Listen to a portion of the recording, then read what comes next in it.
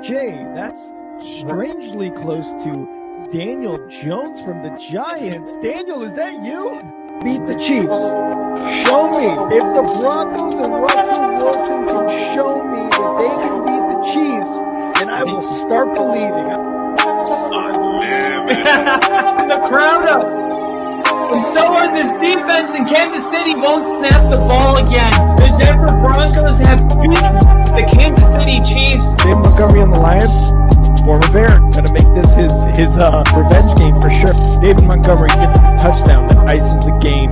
No! And there's a flag. There's flags. There's flags. There's flags. There's flags. Snap. Hold. Kick. Denver wins! Denver wins! Let's go! They open. No! What happened? Oh shit. Yo, what's up, everybody? Welcome back to the Only Football Podcast. Tonight, we're going to do our Week 7 predictions. We're also going to go into our top five. And, of course, we're going to end it all off with the Chives with Kyle. Oh, let's get it.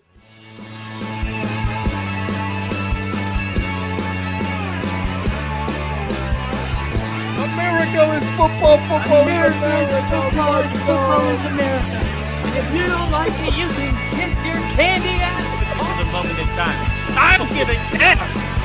Oh my god. No. You loved it. It's 30 to 27. Chiefs win.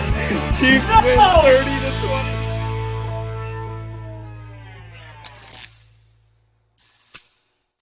Woo!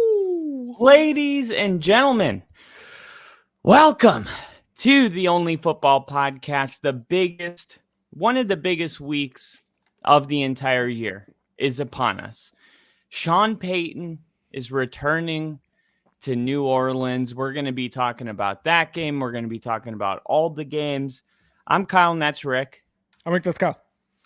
And if you guys are new, I'm a huge Broncos fan. I know you couldn't tell, but I figured I'd just let you guys know because I just wanted to be honest with our viewers. This whole time? This whole time, I know. It's great. What is this? What? Where am I? No, clearly I'm a Broncos fan.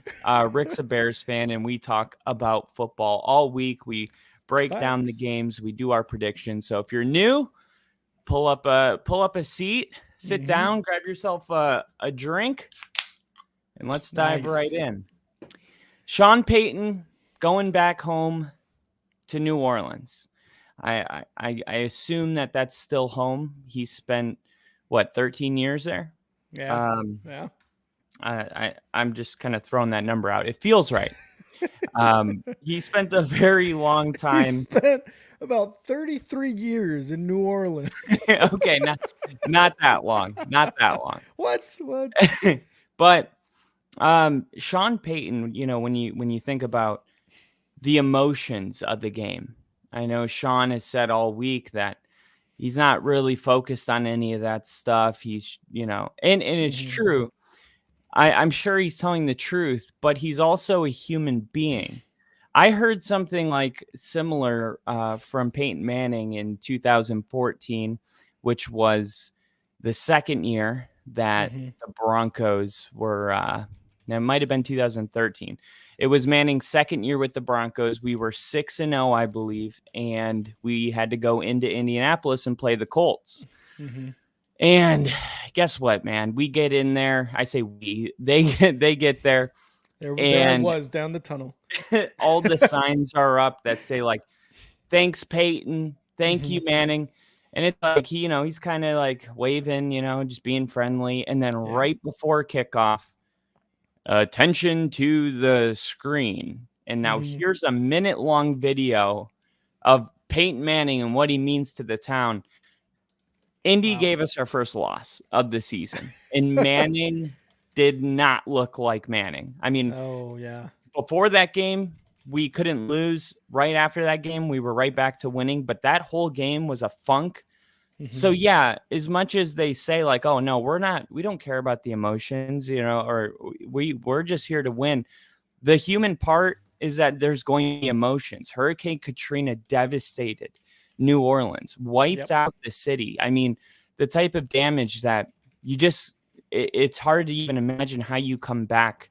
And that whole season was like the year before was like, here's the vision. We're we don't have attractions. We don't have fancy places to go out to. The type of players that they added through free agency were like, we see the vision. We see the vision. And when Sean talks about, he's like, honestly, like none of us knew that we could actually, I mean, of course, that's always the goal, but we didn't understand what exactly we were going to mean to the city as far as bringing a Super Bowl just 2 years later after Katrina to the city of New Orleans for the first time ever in a city that's been terrible when it comes to football play for decades. And Sean Payton did that. And when you're the first guy, I mean, when you're the first guy to bring a Super Bowl to your city, like Peyton did for Indianapolis, you are always going to be indebted as a fan base to that person. Yep. And that is why I don't believe Sean Payton is going to be booed when he comes out onto the field. I actually think this is going to be a lot different than like Russell Wilson returning to Seattle or Brett Favre coming to Lambeau as a Viking. This is very different.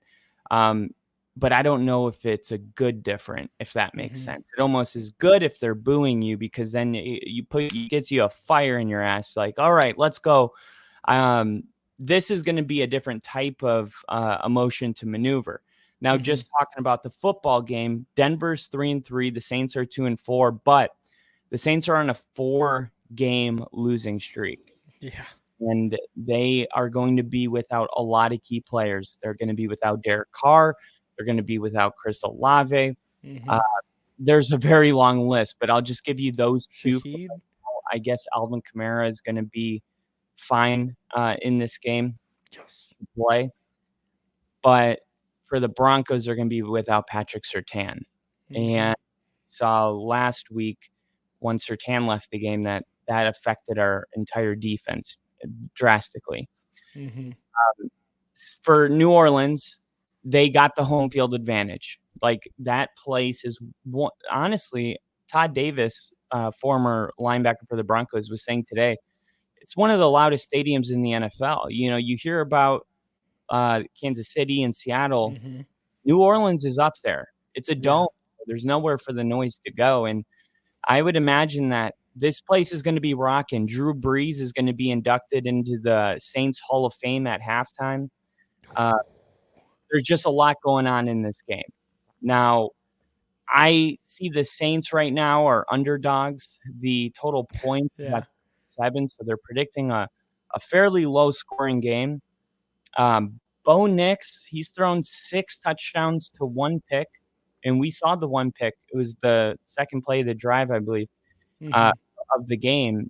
He's 6 touchdowns, 1 pick in his last 4 games, so he's starting to kind of hit his stride here, and we're hoping that for a team that just gave up 51 points, maybe Bo Nix can take advantage of this defense right now, kind of going through some real issues on the defensive side of the ball. So I expect to see a heavy dose of Audric Estime, our running back out of Notre Dame we drafted. Javonte Williams fumbled the ball, another crucial fumble, and Sean said in the press conference, we're not redshirting any of these guys. We drafted it. It's time to play some of them. So I don't know if that means 10 carries or 5.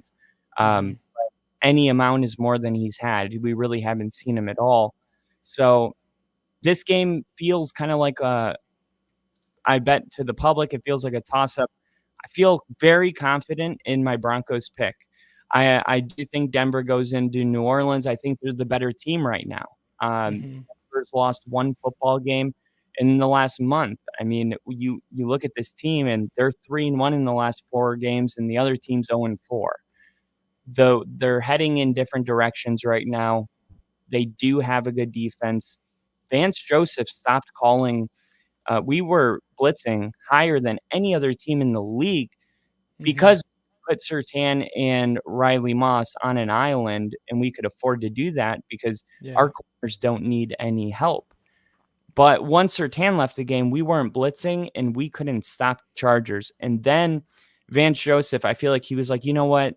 Our identity is blitzing. We went back to blitzing and it was working. It was like Vance changed as a play caller when Surtain went out. And I think it affected our team. I want to see Denver blitzing a lot in this game. You got Spencer Rattler, a rookie quarterback, who's only making his second start. I expect this defense, who's given Aaron Rodgers trouble, who's given the Tampa Bay Buccaneers trouble.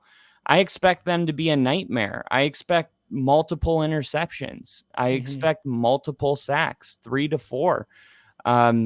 It would be a big disappointment if Denver came away from this without a win. I know if Denver won against the Chargers, everyone would be like no-brainer Broncos. And there's a lot of people in Denver that are like Denver. They're talking about the Saints like Denver should blow them out. And I'm like, listen, you're talking about the Saints offense in the last 4 weeks scoring very little. And I'm like, well, what have we been doing? You know what I mean? Like they're breaking down the Saints, like offensively, they just haven't been that great. And I'm like, and we've been what? Great. So like, I feel like most Bronco fans are together on this. Yes, we're predicting a win. Yes, a blowout would be cool. No, it's the NFL. I'm not predicting a big win in this type of environment. I would just be happy with the win. But if it did get out of hand, I wouldn't be totally shocked. Yeah, this game is a very interesting one for Thursday Night Football. You hit a lot of points. And I'll start with the Saints here. Spencer Rattler didn't look great. He had 1 touchdown, 250-ish yards, 2 interceptions last week. They scored all of their points in the second quarter and were held scoreless outside of that. So whatever they were doing in the second quarter, they need to do that a lot in this game because it's going to be difficult for them. Fourth quarter, with 10 minutes left, we got our first touchdown. Yeah, and the Broncos are struggling mightily, and we kind of touched on that too a little bit with on yesterday's episode. Yeah. With Rattler there, with Derek Carr out, with Olave out, with Rashid Shaheed, I think he's hurt right now. The offense is just depleted at this point. It's going to be a heavy dose of Alvin Kamara and maybe Foster Moreau. I think those are their 2 biggest weapons right now. And those, like Alvin Kamara, I get. Foster Moreau, your tight end, not really an elite tight end. He can get some stuff done, but I don't know about elite. Like he's not really a top tight end. This offense is going to struggle quite a bit. You've seen the offensive line for the Saints not do like well at all. So Derek Carr was struggling a couple weeks ago before he got hurt. Spencer Rattler was struggling to get anything going against the Bucs outside of that second quarter. So it's going to be really difficult for this Saints offense to get going against a very, very stout Denver defense. Now, obviously on the defensive side for the Broncos, you are going to miss Surtain. You hope Riley Moss can kind of continue that Surtain lockdown type of play that he's been doing. So you hope at least that what's his name? What's your defensive coordinator's name again? Vance Joseph. Vance Joseph will turn on the blitzing and just be like, okay, Riley Moss, it's on you, baby boy. Like you need to be able to lock him down. Whoever the wide receiver is going to be. So at least you got that kind of in the favor there. You got to hurt Surtain. You've also got to hurt Olave. So at least it's kind of like even Rashid Shaheed is going to be struggling a bit. So you got that. Now for the Broncos, we talked about it yesterday. The first half offense has been like really bad. I think they're last in first half offense, or at least bottom of the barrel, 30, 31, 29, something like that. I read something about Sean Payton picking plays that this players like to start off the game with. Something about, I forget, it was like link plays or click plays, something like that. It had a certain term to it. And clearly that has not been working through 6 weeks.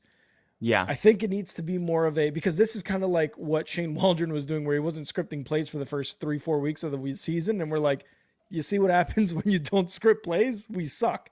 So I don't know. I think Sean Payton has to pivot here.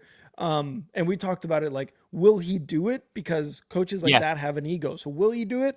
We'll see if he can script plays and not necessarily let Bo Nix or Cortland Sutton or Javonte Williams pick these plays, or the offensive coordinator, whatever it is that's going on there. Let's see if they can pivot. On that point, this game being on prime time, the whole world watching, he's got 20 tickets from his daughters and their friends. Like, Sean is going to put on a show. I'm telling you, this offense, I don't know what it's going to be. The pivot is going to happen. I don't know if it's trick plays. I don't know if it's going to be, there's going to be a very different Broncos play calling going on in this game. I would almost guarantee it, because they need to do something different. And Sean knows that.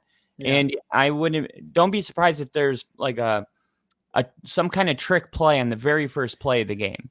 I think that he's going to want to put a show on, right? Yeah, because there's got to be, like, last week when Cortland Sutton caught that touchdown. Cortland Sutton's been doing this for the last 3 seasons, and especially with Russ, now with Bo Nix, obviously with last week, but he has caught these like circus type of touchdown passes. He has had to reach his enormous arms as the ball is floating out of the end zone and have both feet in to be able to get a score. So what he did last week is just like, oh yeah, that's Cortland Sutton, by the way. What he does, that's what he does. That's what he's been doing. So he's an elite wide receiver and always a 50-50 ball guy. And that's who he's going to be. It's just now it needs to be a little bit more, what's the word? More like on a regular basis. Like, he needs more targets. He needs more targets, and it needs to happen in a way where he's not having to catch these circus plays and they go to review, because it seems like every time Cortland Sutton catches a touchdown pass, it's under review. Oh, what did he have both feet in? Did he have a whole leg in? Did he have an elbow in? Right? Like, that's just the way it's been looking like for the Broncos offense the last couple of years. But I hope that it happens in New Orleans for Sean Payton and the Broncos to win this game. It's just going to need a huge effort. Bill with the $5 super chat, rooting for the Giants, deserves a super chat. I'm with you. Fuck Sirianni, that clown. I'll say it for you, Bill. Thanks, Bill. Thank you, Bill. Appreciate it. But I have a hard time seeing that. I'm not going to lie to you, Kyle. If we're looking at position by position, running back has been a huge struggle for you guys. Javonte Williams is fumbling. McLaughlin and McLaughlin has just been struggling as well, right? And Audric Estime, he's a rookie. Can he be like an electric spark plug or something like that, like Chase Brown was doing for the Bengals last week? Hopefully you do get more of a heavy dose of Audric Estime. When you look on the other side, Spencer Rattler versus Bo Nix, I don't know. I'm taking Bo Nix, but like, only because he's played more games and obviously has looked much better than Spencer Rattler, but Spencer Rattler's only played 1 game. He's also like a 3rd round pick. But Bo Nix has a slight edge here. It's just he also hasn't looked great, but that's probably because the offensive planning hasn't been great either to make him. We've just played decent. A lot of elite defenses. The only defense that we played that wasn't elite was the Raiders, and we scored 31 on them. Yeah, I mean, and that was a carve up, and even the Bucks too. Like, you guys scored the Bucks 25 points on them or something like that. Yeah, but their defense wasn't elite. I mean, that's what's hard when you're judging the rookie quarterbacks, because like, not to say that, like, I think Caleb Williams is playing really great, but like, Caleb's 4 wins are against teams with a 4-16 record, all bottom end defenses. Like, Bo Nix has had to. We gotta look at the situation that those wins came in. But that's the situation. Bad teams, terrible defenses. Sure, the Tennessee Titans defense was great. The defense won that one. So that wasn't Yeah, a the bad defense that we won played that against. one. The defense But won that the one games for sure. where we've like seen Caleb Williams look good in, terrible defenses. Like last week, Jacksonville worst in the league. I mean, it's not like. Thanks, Bill. But this is what we do. We just look at the quarterback, but we don't kind of put it into context through opponents. The Steelers have an incredible defense for a second game. TJ Watt breathing down your throat. I mean, he's getting his footing. This defense is going to be the worst that he's had an opportunity to play. So, right, like we haven't really gotten a chance to see Bo Nix against a defense this bad, besides the Raiders game, and Denver was moving the ball very efficiently the entire game in that game. So I don't know, like I didn't see anything from Spencer Rattler last week that gives me any confidence that like, oh yeah, he's had a game like that. Like he has a win under his belt. Like he has experience. He can rush. You know, there's a lot of stuff that Bo can do that Rattler just can't. Like he ran for almost 70 yards last week. And even so against the Chargers, who are number one in points per game. Stingy. Like it wasn't until, like you said, 10 minutes into the fourth quarter where now it's like, oh my God, why weren't they doing this the entire time? It has to be some sort of rhythm that they put him in, and it's just like whether it's Sean Payton again picking those plays at the beginning, whether it's Bo Nix unable to do something, whether it's the offensive line not being able to block, whether it's not being able to establish the run. I agree. We have to look at a lot of these defenses. We have to look at a lot of situations though, because when you're not in a rhythm, it could be the worst defense in the world and you're going to struggle regardless. And I'm not saying that Bo Nix isn't a talented quarterback. I'm just saying he hasn't looked good in general. There's been quarters and there's been games where you're like, fuck yeah, there we go. There's the Bo Nix that we want. No, he looked good the entire Tampa game. He's thrown one interception in the last 4 weeks.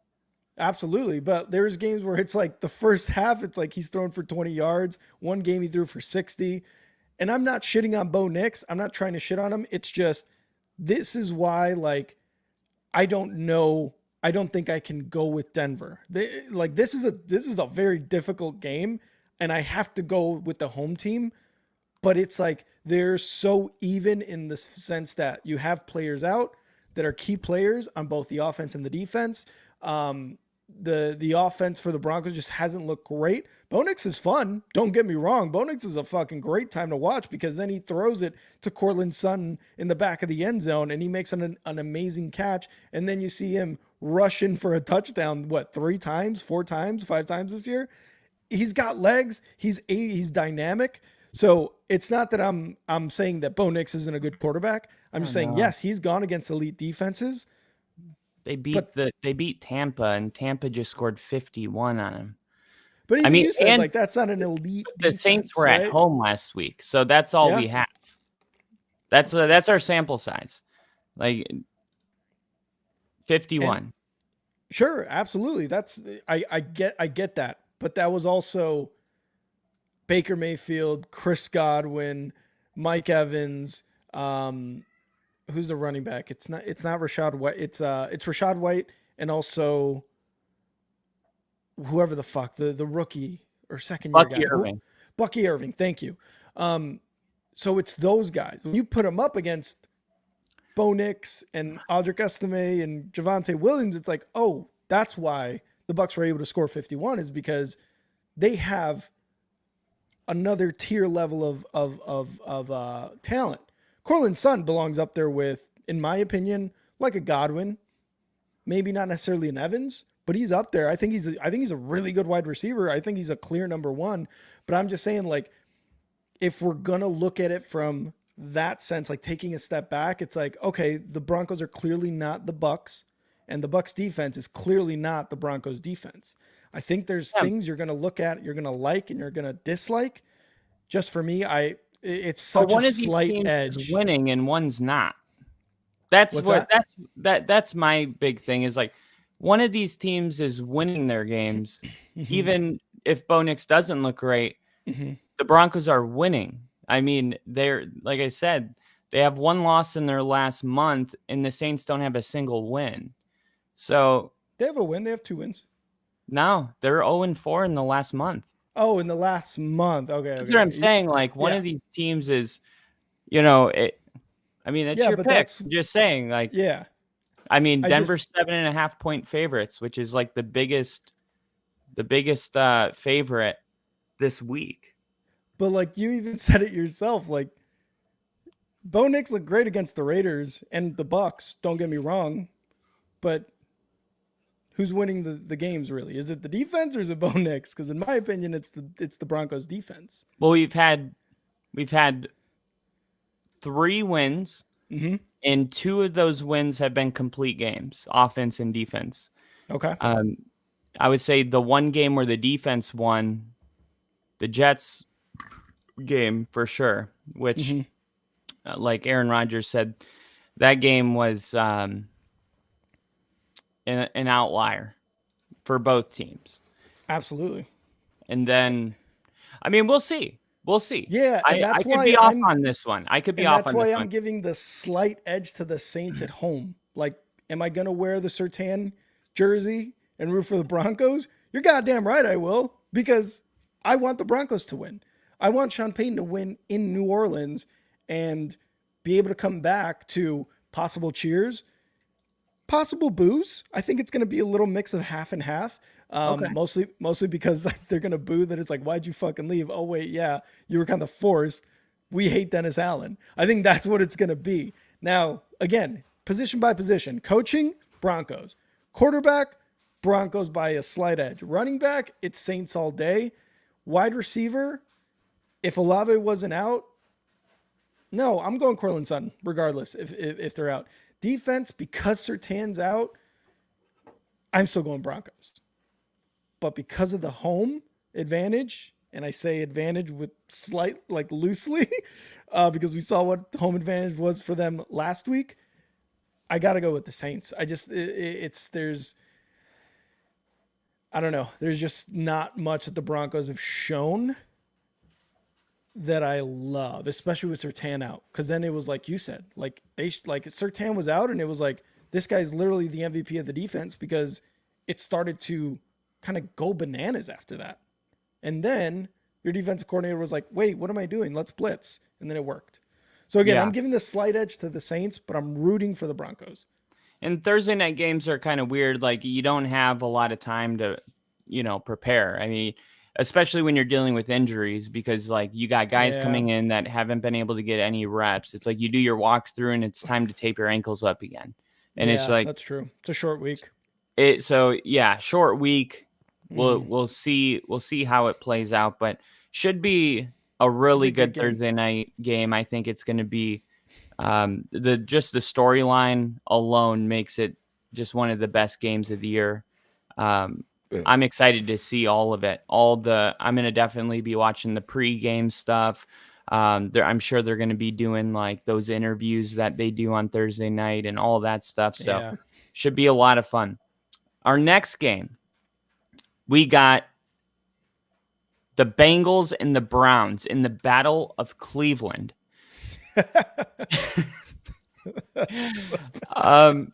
I mentioned this in the recap video. Oh, and I just wanted to tell Ginger, he said, what's the criteria for elite defenses? So I was going off of teams that lead the NFL in points allowed per game. That's like my main thing, because that's like, you don't give up points. Even if you give up yards, you hold your opponents to the fewest yards. So I also look at passing yards allowed, like Tennessee was number 1 in that still. And now it's the Jets and Tennessee's 2, but that's another main thing. And then rushing yards allowed, I look at it. It's a key factor, but those are the big 3. Yeah. Now, speaking of rushing yards allowed, the Cleveland Browns had a 100-yard rushing game finally. And I was like, okay, well, then maybe they got something going. And then Jerome Ford's injured, and now Nick Chubb is going to enter the game. I don't know how much stock you can put in Nick Chubb in his season debut, because he's coming back from a serious injury. Cleveland's also dealing with significant injuries in other places. They're having roster issues. We're seeing their quarterback play at a really bad level right now, Deshaun Watson. The Browns right now are at 6-point underdogs. The Bengals are 6-point favorites. I'm taking the Bengals to win this game. Maybe it will be like a sneaky good division game. Division games will sneak up on you, and you think you're going to get a blowout and you just don't. But the Bengals defense has been vulnerable this year, but I just don't see Deshaun Watson exploiting it. So T. Higgins is playing. Right now he's the 8th graded. I looked it up before we went. 8th graded wide receiver on PFF. He is having a very similar start to this season than he had in 2021, which was his best year, and he's on a contract year. I'm really expecting T. Higgins to finish the rest of this year, if you're on fantasy, as like a top 15 wide receiver every single week. Jamar Chase and T. Higgins are going to be kind of the heart and soul of everything the Bengals do. I'm expecting the Bengals to get another win, and now we can start building those wins. The Bengals will, in just a few weeks, be back to 500 and in the playoff picture. Yeah, this one is kind of easy for me, not overthinking it. It's the Bengals for me too, man. The talent on that roster oversees what's going on with the Browns. Now, they get Nick Chubb back, which is a nice little boost, but also how much is he going to play, right? Chase Brown and Moss on the Bengals side, I think, make a really good kind of two-headed monster, right? You got Moss, who kind of is more of downfield. Chase Brown can catch passes. It's more of like a shiftier guy, smaller guy. So I like that running back duo over Chubb, who's just coming off the IR and an injury. It is his first game back, so you know the rust is going to be there. And the wide receivers are a clear Bengals favorite. The quarterback's a clear Bengals favorite. It's when we get to these defenses that I think, like, can the Bengals defense be as good as they were against the Giants? Fortunately for them, they're playing Deshaun Watson and Jerry Jeudy as their number one wide receiver. Like, luckily that's who they're playing, right? So can they play as locked down as they did last week against the Giants? I think against this team, yeah. I think it's going to be a feel-good win. I think it's going to be similar to like a get-right game for, I don't know, let's say a 5-1 team who just lost last week and is facing the Browns this week, right? I think it's going to be similar to like one of those get-right games for the Bengals. So again, I'm not overthinking this. It's Joe Burrow, it's Jamar Chase, it's T. Higgins, it's Chase Brown against Deshaun Watson, a rusty Chubb. That sounded wrong. And a number one wide receiver in Jerry Jeudy, because they just got rid of Amari Cooper and they're just getting worse as an organization. And Stefanski is like, yeah, no, Deshaun Watson is my quarterback. And the way he's saying it is like, not by choice. It's more of like, he's going to be the quarterback because I got zero other choice. So this one's easy. I'm going Bengals. Yeah. The only reason I would hesitate to the get right game is Zach Taylor, their head coach. He's 11-21 in divisional games since becoming the Bengals head coach. And as an underdog in the AFC North divisional games, which is where Cleveland is, the underdog team has gone 46-29 against the spread. Wow. So the wise pick here for the bettors is the Browns +6, which is saying that Bengals, sure, they can win, but they don't think it's going to be by more than a touchdown. Mm-hmm. I'm with you. I'm like, I don't want to overthink this because I feel like it will be by more than a touchdown, but history is telling us it won't be. But I don't know if history is accounting for how bad Deshaun Watson's been. That's true, because the last time they played was in Cleveland was last year, almost a year ago, September 24th, 2023, Cleveland beat Cincinnati 24-3. I don't know if Deshaun Watson played that game, but the Browns are 30-20 against the Bengals at home. Now, like you're saying, history isn't taking into account Deshaun Watson's just historically bad season. So I'm not overthinking it. All right. Next, we got the Tennessee Titans going and taking on the Bills, who made a trade for Amari Cooper on Tuesday. Josh Allen really needed a wide receiver who can separate. Treylon Burks is like one of the worst wide receivers, PFF grades. And Keon Coleman, like all the Bills receivers were like way down there. They needed somebody that can come and get like much needed separation, somebody that Josh Allen can rely on and make plays downfield, and they got it. How's it going to look right away? Well, it's a wide receiver. So Amari Cooper, who is, in my opinion, one of the students of the game, like one of the wisest wide receivers there are, like certainly going to become a coach as soon as he's done playing. One of the best route runners in the game, like just understands the game. If it were like a Jerry Jeudy or somebody that, was at a different stage in his career, I might be a little worried. I feel like Amari Cooper is going to be able to pick up this offense immediately because he's going to be able to understand what they're asking of him because of just the kind of guy he is. So I'm excited to see what that duo looks like. Josh Allen comes into this game, or this game is at home. So it's going to be in Buffalo, and Allen is going to be my pick here. I think Josh Allen and the Bills are going to get it done. They just beat the Jets. Here comes Tennessee. Will Levis is posting a 3.8 yards per attempt against the Colts last week, which was weird because the Colts defense was 23rd against the pass. So you would have thought Tennessee would have been able to, Tennessee would have been able to exploit that Colts defense, but they still weren't able to do that. Now they're playing a better defense.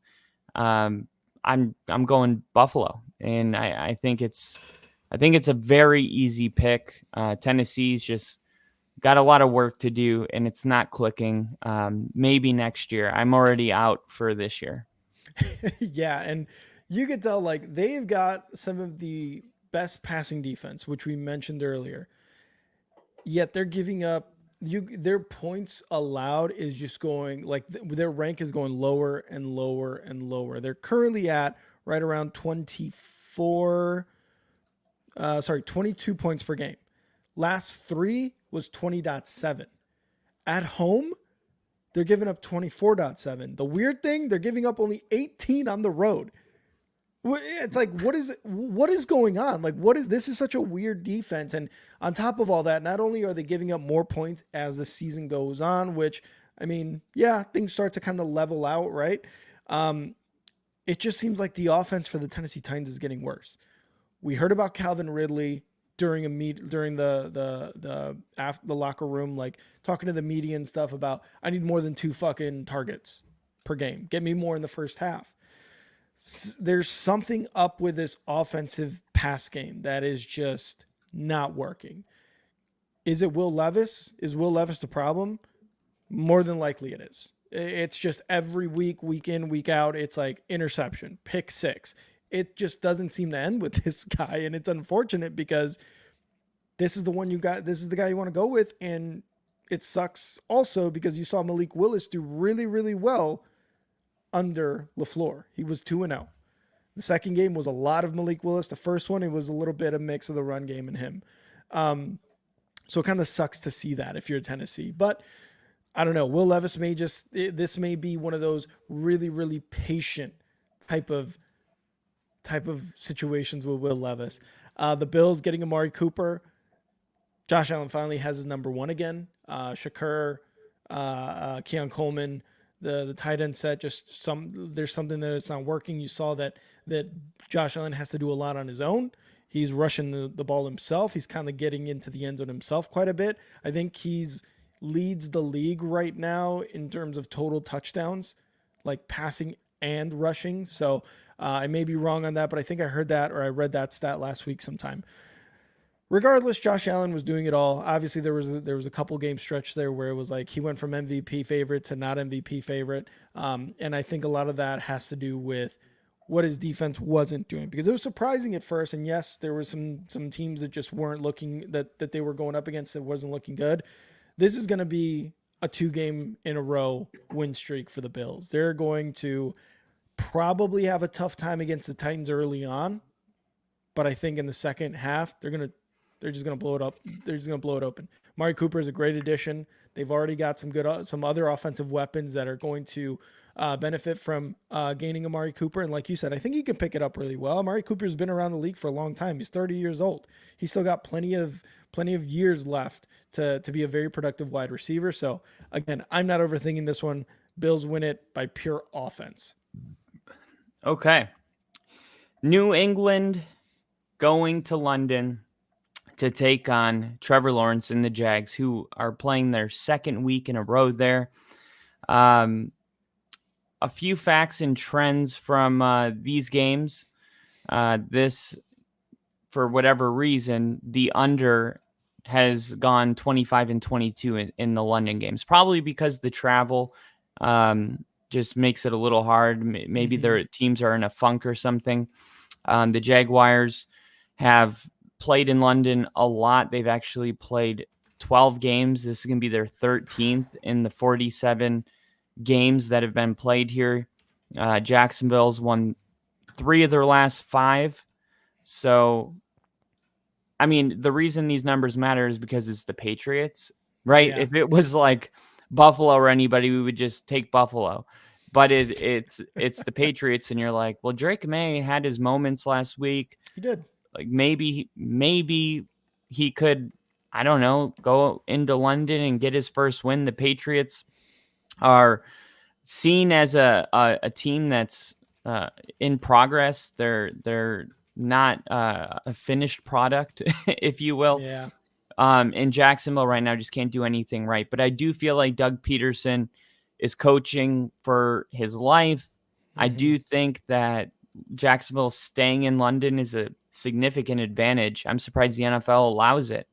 One team to stay in London while the other has to fly seems kind of unfair. The Patriots have been listed as underdogs a total of 41 times since Tom Brady left. And in those games, they're 14-25. So wow. New England, often an underdog and often loses.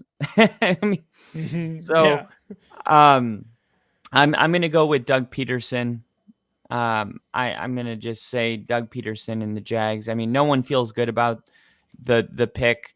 But I think Brian Thomas Jr. is the number one. I think that Trevor Lawrence is going to be able to get more going offensively. I think there were some plays to be made in the Bears game, and there was just missed throws. I mean, there was so many moments where there was like a wide open man, and Lawrence just throws a terrible pass, and he's like, oh.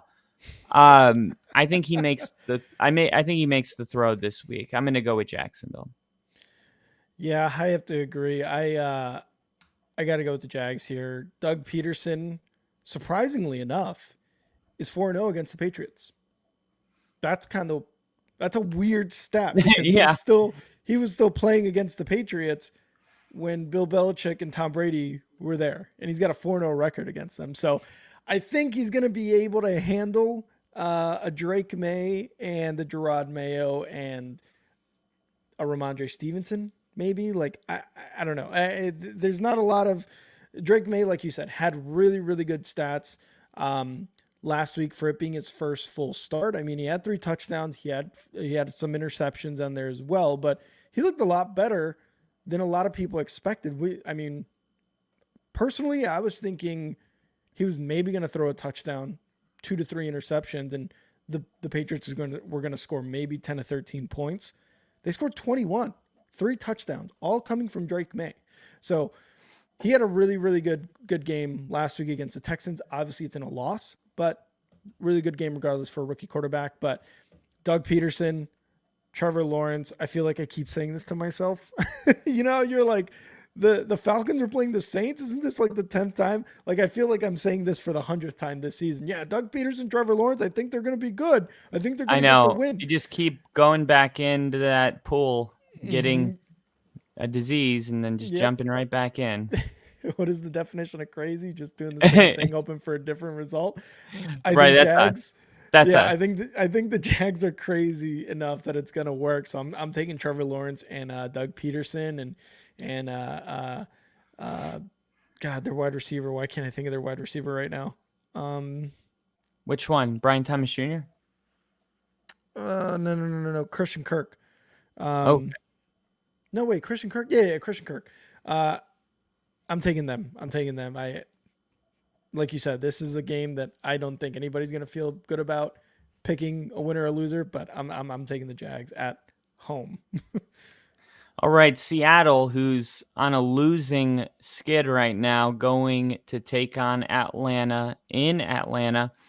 The Falcons are 2.5-point favorites. This one's actually kind of tough for me. They got a pretty good record. Some very unlikely wins that have gone their way. They did beat the Panthers. They kind of beat them comfortably. I see this as a Falcons 28, Seahawks 20 type of game. I'm going to take Atlanta at home to get the job done. Man, I don't know if Seattle's going to. I feel like Seattle could get right.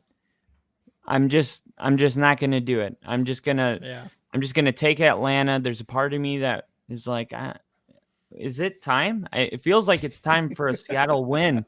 I've been against them the last 2 weeks. I've been right the last 2 weeks, and now I'm feeling like the alarm's going off, and it's time for Seattle to get a win. They're not going to just keep losing. They do have a good enough team to win, so it feels like it's time for a win. But I'm going to go Atlanta reluctantly here. Mm-hmm. I like this this comment by Edub C. Astle. And honestly, the last month, Kyle, you said you think they're going to win and Seattle needs a win. So does the entire city of Seattle. They think that too. They're like, what the hell is going on? Now, one of the things that is going to be in Geno and Seattle's favor is that the Falcons have one of the worst pressure rates, I think, in the NFL. And that's even after adding Judon in the offseason. They're still not good in terms of pressuring quarterbacks. And if we know anything about Geno, he can throw for 400 yards, almost 500 if you really need him to. And if his O-line can just hold these guys, one of the bottom of the barrel offensive lines in terms of pressure rate, I think he's going to be able to get it to an Njigba, to a DK, and all his other guys. But Kirk Cousins, Bijan Robinson, all these guys, they just look so much better. And I feel like they've been playing a bit better. They're starting to get sort of in a rhythm, especially last week. Like, it's like a healthy dose of Bijan, now a healthy dose of Tyler Algier, and now we're going to throw across the middle to Drake London. And we're also going to use our tight end, right? Like, so they're starting to get in a much better rhythm. They're not asking Kirk Cousins to also throw for almost 500 yards. But yeah, you're right. The ball has bounced their way. They've gotten lucky sometimes. I just think against the Seahawks, who are depleted, absolutely depleted on the defensive side of the ball. Reek Woolen is hurt. Their two defensive tackles are injured. They're bringing up guys from the practice squad. I think Kirk Cousins and the offensive coordinator for the Falcons are going to be able to target these guys who are stepping into the system. So I'm also taking the Falcons at home. I kind of hope the Seahawks win, but also because I picked the Falcons to win the division, I'm rooting for the Falcons too. So I got Falcons. All right, Rick on Falcons, we agree. Next up, we got the Lions taking on the undefeated Minnesota Vikings. This should be a really good game. The Vikings have covered the spread in all 5 of their games, and they're 2.5-point favorites. So it's pretty impressive that they haven't just won 5 games, but they've covered their spread. Makes it kind of easy to rely on it if you're wanting to go Vikings -2.5. But I just, I'm not feeling it. I'm not feeling it. The Lions, of course, they have to adjust not having Aiden Hutchinson, who had that gruesome injury. Tuesday, the Vikings acquired Cam Akers from Houston. So Cam Akers has gone from the Rams to the Vikings to the Texans to the Vikings. Yep. And so there's some familiarity there with the head coach and the play caller. He'll probably see action immediately if Aaron Jones with the hip injury doesn't end up playing. I think a lot of people are expecting this game to be a shootout. And if it does turn into that type of a game, which I think is likely, especially with Hutchinson's injury and not having somebody that can pressure the quarterback like he can, I'm taking the Lions here. I'm taking the Lions. I said this earlier where I said every year there's a team that's 5-0. And then by week 10, they're 6-4 or 7-3. I don't see the Vikings as a team that's like going to just keep rolling all these teams. Like, I think the Lions are better, and I think they're going to beat them. And I think it's going to be like, okay, we'll calm down a little bit about the Vikings. They're good. They're winning their games. But the Lions are just a better team, and the Lions are going to be in Minnesota. So you might be like, oh, well, I'm leaning Vikings. I think that's going to make it even more of an impressive win for the Lions, and even more of a reason why we're going to calm down on the Vikings, because we can't even say that this loss, like, oh, they were in Detroit. No, they're at home. They're going to have their crowd backing them. I like the Lions. This one was a tough one. I want both of these teams to tie, if I'm being honest. I'm not going to lie. I want both of these guys to tie. Now, with the Vikings, they're just coming off a bye. They've had plenty of time to be able to game plan for this game. Hutchinson is a huge loss for the Lions. Lions haven't made any acquisitions yet. Obviously, I mean, it's been only a couple days, so we definitely got to give them time. It's just going to be hard to replace a guy like Hutchinson. But I think that's a huge factor into the Lions defense and how they're able to get to the quarterback, right? Because again, that's a defensive player of the year guy that just got hurt and is no longer on your team. So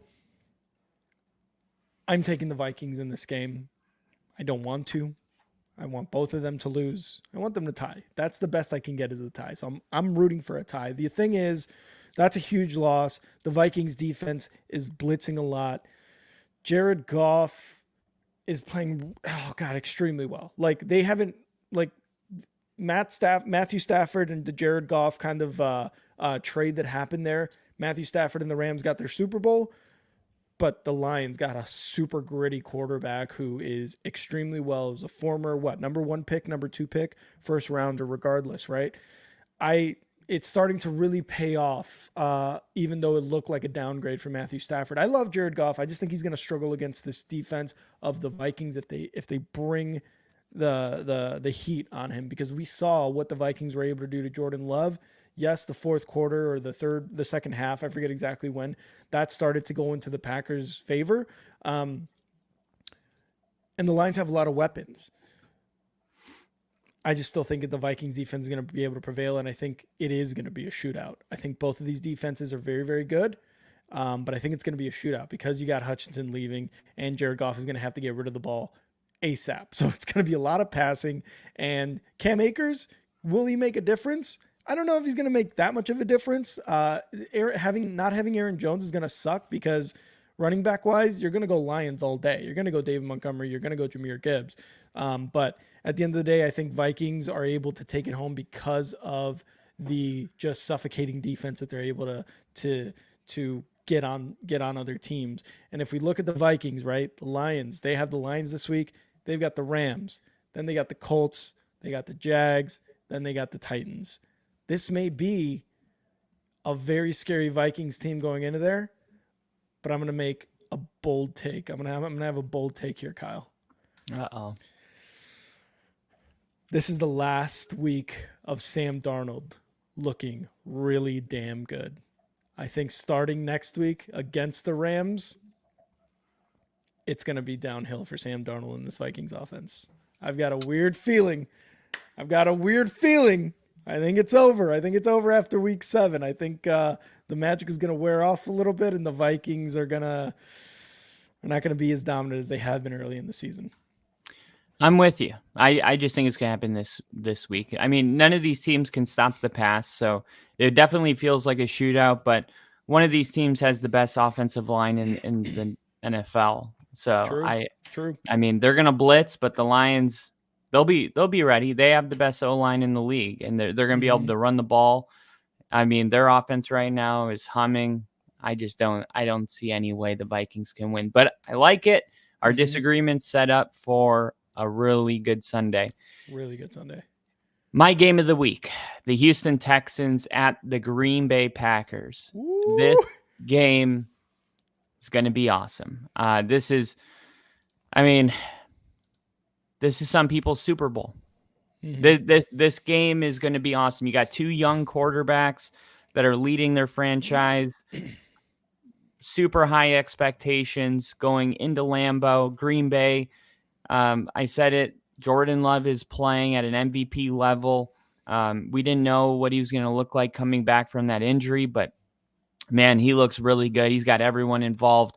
Tucker Kraft is one of the best tight ends in the league right now.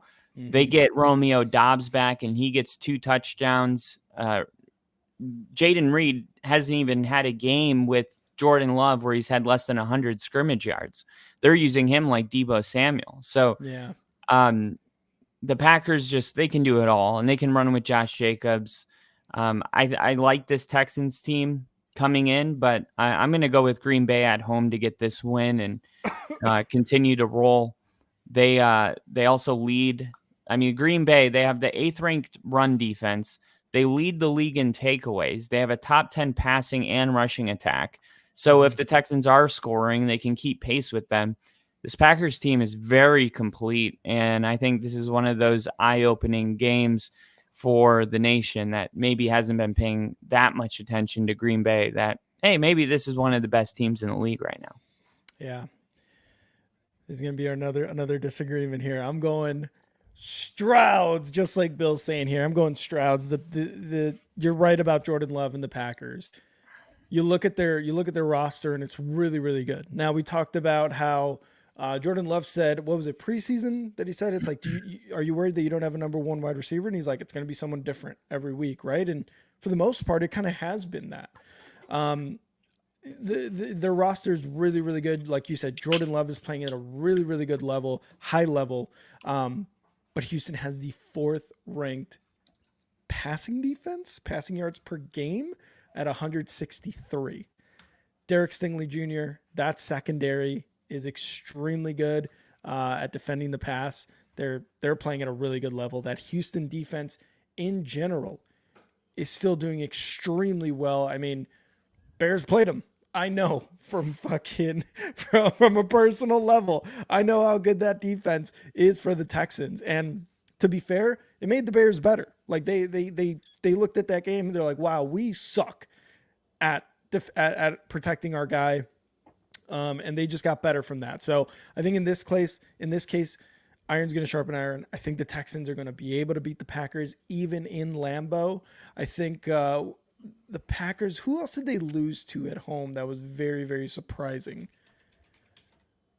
When? Who else was Are you talking about this year? Yeah. Who else did they lose? The Vikings. Was it? Are their only home loss. Okay. So, okay. I thought it was another was team that that game was a little in? bit more. It was in Green Bay. Yeah. I thought it was good. Okay. I thought it was another one. I thought it was one that was like super surprising, and I was like, what happened? Yeah, the Vikings beat them, and I think the Texans. Yeah, that was CJ Jordan Love's Stroud. first game back too. And he didn't even get that's rolling right. until the second half. That's right. So I'm going to go with CJ Stroud here. I love both of these quarterbacks and how good they've been doing the last couple years. But I'm going to take the Strouds, as Bill and all these guys like to say. I'm taking the Strouds. I like their roster that much more.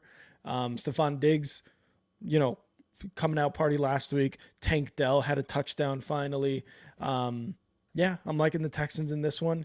And also, I like seeing the Packers lose. I just love seeing the Packers lose. All right, next up we got the Dolphins at Colts. The Colts might be the NFL's most mediocre team. They actually have a point differential of 0. And then if you look at their ranks in offensive and defensive scoring, they're at 16. I mean, if you're wondering why it's kind of hard to put your finger on the Colts, it's because they're the definition of mediocre. Mm-hmm. They're not bad. They're also not good. Mm-hmm. Now they're going against a Dolphins team that doesn't have their starting quarterback.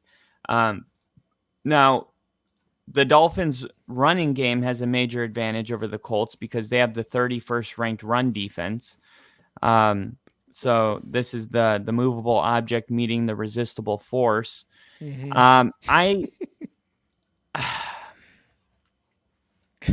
I'm taking. I don't know, man. Tyler Huntley is starting to get a better rapport with his team, and he's starting to grasp Mike McDaniel's offense. Mm. They're coming off of a win. I mean, you got Tyreek and Jalen Waddle, arguably the league's least talented secondary. I'm taking the Dolphins. They're the underdog, and I'm gonna take the Dolphins here to get the win in Indianapolis. Oh, wow. This is like sad game of the week. This isn't even like on anyone's radar. By the way, there's 1, 2, 3, 4, 5, 6, 7 games, not including the London game, on at the same time in the first slate. That's a lot of fucking games. And that they still have a doubleheader for Monday. You can't move one of those games to the later slot. Sorry. That was my rant. That was ridiculous. I'm glad though that this one is kind of buried in that slate because I don't know. I don't know what to pick. The Dolphins have not looked good like since losing Tua, and even with Tua, it was still kind of like, yeah, this team's kind of meh. They're nowhere near as what they were last year, right? So they were even still kind of meh with Tua, but it was clearly a better team with Tua. The Colts, obviously with Anthony Richardson out, Joe Flacco has kind of played pretty goddamn well. I mean, he had 400 yards at one point. He won last week against the the Titans or somebody. He had a dub there, but that was against the Patriots. Was it the Patriots? The Dolphins win? No. The Colts win. Yeah. Last week? Yeah, it was against the Titans. Oh, okay. Yeah. In Nashville. Yeah, exactly. And that game he didn't look great, but Jonathan Taylor was out, and Joe Flacco was there with whoever the fuck was running the ball for them. So he looked a little bit better. He's kind of getting the receivers back into the game. Michael Pittman, Downs is having a pretty good year. So I like the Colts at home. I do. I don't like the Dolphins one bit without Tua until Tua comes back and he starts getting into more of a rhythm. I agree. Jalen Waddle, Tyreek Hill, clearly the better receivers. It's just the team as a whole, even with them in it, you've seen what they can't do, and that's get them the ball. So, yeah, I'm going to go Colts here. I don't like this. This is a sad game of the week. All right. Next up, we got the Eagles and the Giants. Saquon Barkley returning to New York to take on the Giants. The Eagles come into this game with kind of an odd vibe around them. They get the win last week, but Sirianni screaming at the fans kind of like took the spotlight away in a really negative way. So weird. Very weird. The Eagles dealing with injuries on offense, definitely not playing to their fullest potential. They actually haven't scored 21 points since week 1 against the Packers in Brazil. And they haven't scored in the first quarter yet, wow, which is crazy. The Giants, they're 2-4. Malik Neighbors it looks like he's going to return to action. Dable said today that he's much better. He progressed through the required concussion protocol, but he's limited to non-contact participation. It just sounds like the typical protocol here for him to gear up for this game. Now, I feel like Saquon Barkley's he circled this game and he wants this, right? The Giants, he was the reason the Giants won. I mean, you look at Daniel Jones's record with Saquon Barkley, and it was like 10-2. And then you look at it without it, and it's like 1-12. I mean, it was like Saquon Barkley was so much of what that offense was, and they decided not to pay him, and now he's with the Eagles, and I feel like he's going to be on this FU tour coming back into New York, and I think he's going to have a monster game. I think he's going to find the end zone multiple times in this game. I think he's going to score. I think he's going to run for over 150 yards. And I think it's going to be kind of disappointing for the Giants, but I'm taking the Eagles because anytime you have a running back rushing for that many yards with that many touchdowns, it's really hard to win the game. I think it's going to be a close game. But I really think Saquon Barkley gets the touchdown that ices the game. Let's go. Let's go. This is my game of the week, and it is because Saquon Barkley's coming back. What happened over the offseason on Hard Knocks with the Giants? It's like, I don't think anybody's going to give Saquon this much money. I don't think this. Do we want to give Saquon this much money? We're lowballing an offer or not even offering him. We've been negotiating with him for 2 years now. That clip with Joe Shane went viral. Saquon introduced himself to the league in an Eagles uniform. And it's just been like downhill for the Giants since then. The Giants got Malik Neighbors though. So they've got something to look forward to in terms of, a playmaking, wide receiver, you know? Yeah. So they've got that to look forward to, but yeah, this is going to hurt. Bill saying this is the week Saquon Barkley returns to face his former team. He doesn't think he'll get booed. Yeah, LOL indeed, Bill, because he is going to get booed hard. They're calling him Snakewan Barkley. Snake. Wow. Barley. Yeah, and Barkley. like anybody that thinks like I see Bill's comment, he's like, maybe I'm naive, but that chapter is closed. No, it's not. No, No, I truly don't care no more, and I'm pretty sure fans don't care no more. Dude, no. Have you ever kept up with the NFL? Like, ever? Because this is not how it goes. Like, unless... maybe Bill... I mean, Bill's over it, but there's not even a 1% chance that Saquon's not thinking about it. He played there for a long time, and they didn't pay him. Like, he 100% I mean, it would be one thing if he played like 1 year there, and then he's like when the Broncos play the Chiefs and their P. Ryan is over there. It's like, okay, we had P. Ryan as a rental. Saquon Barkley was drafted by the Giants. He was fighting for a contract with the Giants, and then they shipped him to a division rivalry. I mean, this is definitely not like we've turned the page. Not for Saquon Barkley, at least. Mm-hmm. Yeah, like you said, there's not 1% chance that he's not thinking about this. And Bill saying New York fans can be very petty. That's why I love New York tears, Bill. I love New York tears. Because of the pettiness and because of the media and all that stuff.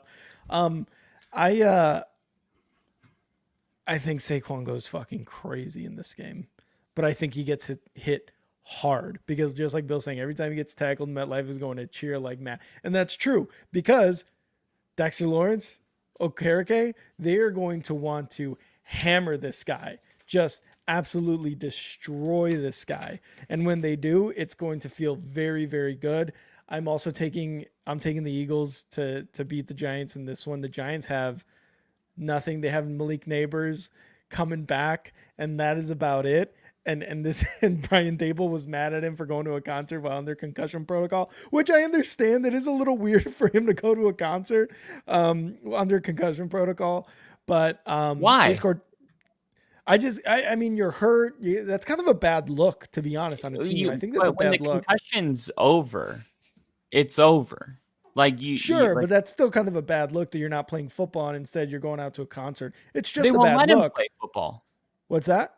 But they won't let him play football. I get it. It's a bad It's look. like when regardless. they got mad at the guys for being in the booth at the game because they're like, he's not even on the sideline. It's like, who cares what he's doing? He can't play. Yeah, I get that, but it's not a great look, and especially when your head coach is saying something about it too and talking about it in the media. So I like it. Kyle loves it. He's like, I'd fucking go play intramural football if I was in there. Could you imagine? That shit would be so funny. I like it. I'd be like, I have a balanced life. What can I say? Yeah. I We got gotta our boy refuel my- Race. I didn't want a concussion. I got to make the best out of this. You know, it's like when you I get get it. surgery. Like when I had to miss work because I had my plate out, I went to the movies, and it's like, what if someone from work sees me? It's like, well, I'm on pain meds. I can't be at work. Sorry. Like, Yeah, well, that's a little different. I get that. That's a little different. But Race, we got our boy Race in here. Do you think Saquon could have saved Daniel Jones's job had he stayed? I think they'd be better. well, Daniel Jones hasn't lost his job. Yeah, but he's going to. He's playing pretty good right now. 7 points last week. I don't think that's playing very good. Last week wasn't his best week, but he came off an impressive win against the Seahawks, Mhm. where the Giants offense looked really good, and they're without Malik Neighbors.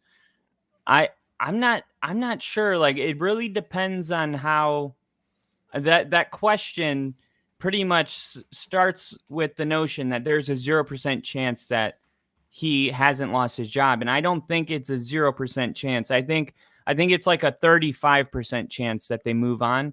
But I still think that there is a chance that Daniel Jones can be the Giants quarterback next year. Maybe. With I Malik said Neighbors, 35.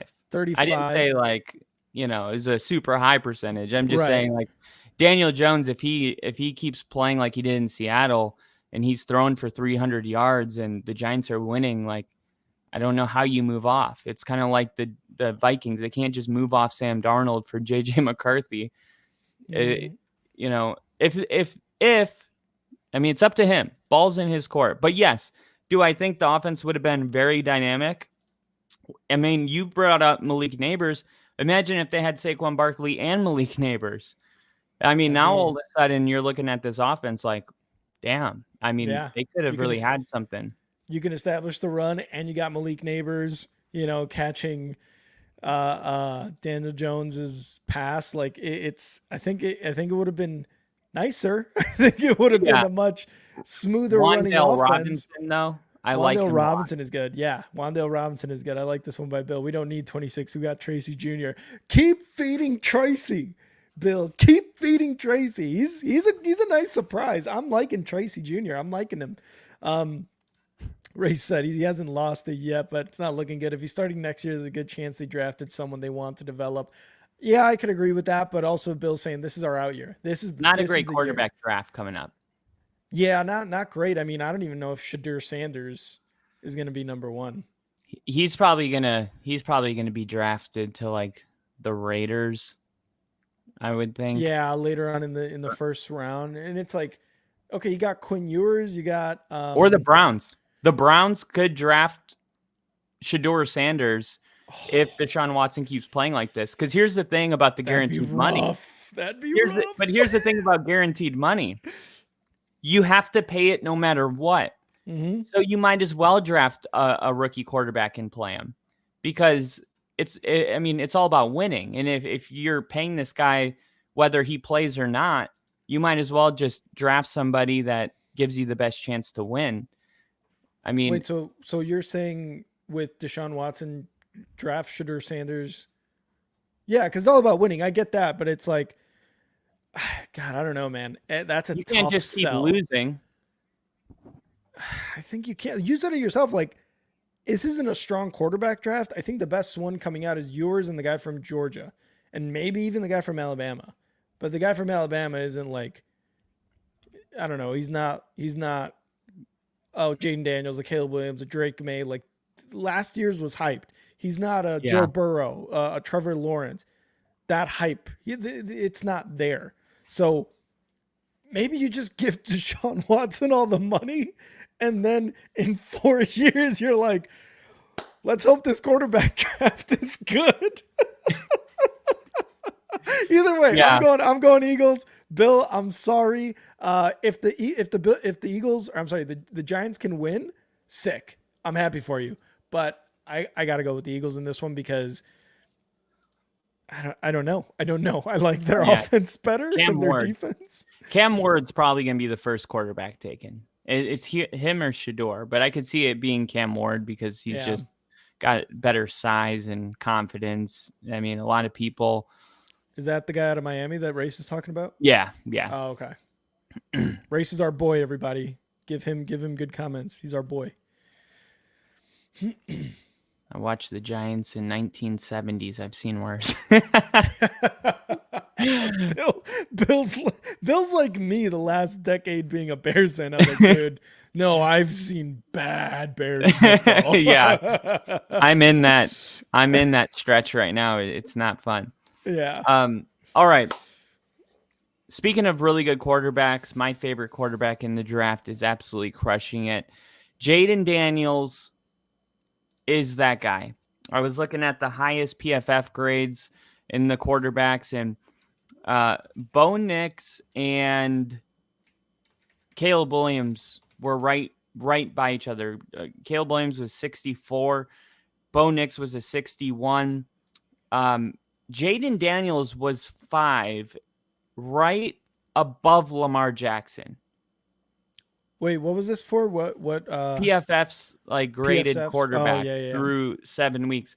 Yeah. Jaden Daniels isn't like just good for being a rookie. Like he's playing almost the best quarterbacking in the NFL period this year. So much so that it's opened up the conversation of, hey, when is the last time a rookie has won MVP? Because he's flirting with that. He's flirting with that type of conversation right now. The Panthers, they are struggling right now to keep up with really good offenses. They struggled against the Bears. They struggled against the Bengals. They struggled against the Falcons. They've also turned the ball over 6 times over the past 3 weeks. Yeah. They did get an initial boost when they went to Andy Dalton at quarterback, but that was a long time ago. And when you think about it, that was against the Raiders, who now we kind of have more perspective on that. This game to me feels like a Commanders win by 20 points. Yeah. I know. And right now they're 6.5 point favorites. Take the -6.5 and don't lose any sleep over it. The Commanders are going to very comfortably win this game at home. Yeah, this is an easy win. This is an easy pick. I'm going Commanders on this one too. I don't know why anybody would go differently. Is there any shot, Kyle? And I'm actually going to look this up. Panthers starting QB week 7. Is there any way the Panthers go Bryce Young? Play him? And play him. No. No? Do you think there's any way he plays? Because there was a couple times where he's coming in at garbage time and it's like, oh, that actually was a nice drive. It was like Drake May when he came in for that one drive in garbage time a few weeks ago. And it was like, oh, shit, he's about to be the first rookie quarterback with a touchdown. That looks nice. Like, that's how good he looked that one drive, that 2 drives, whatever it was.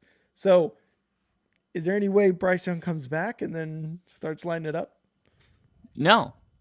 No, there's zero chance. The experiment is over. The hypothesis has a conclusion.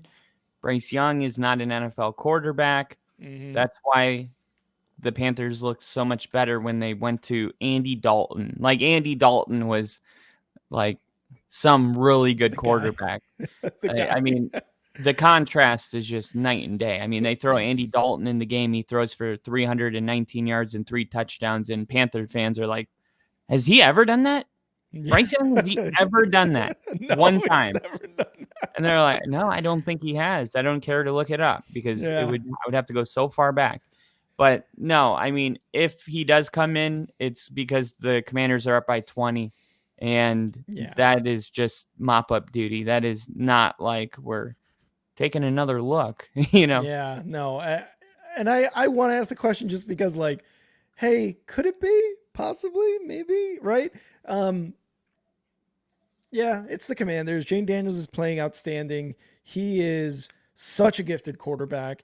He could run the ball, he could pass the ball, and he'll paint your front porch if you ask him to, right? Like he's doing really well as a rookie. You asked the question, when's the last time a rookie has won MVP? You got to go back to Jim Brown back in like the 70s, the 60s. I forget when Jim Brown was a rookie for the Browns. For the Browns, the running back. He's since that time has been the only time that a rookie has won an MVP, which is crazy to think because if Jim Brown did it as a running back, obviously running backs were huge in that time, but Jane Daniels is making a really, really good case, very, very strong case.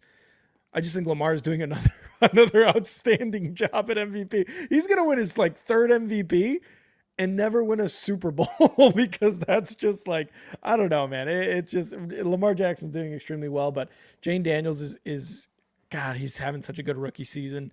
And he's setting the bar just like CJ Stroud did last year, just like other rookies have done before. Luck, right? All these guys. Like, so I like Jaden Daniels. He's such a good quarterback, and I'm taking the Commanders to win this game, especially at home.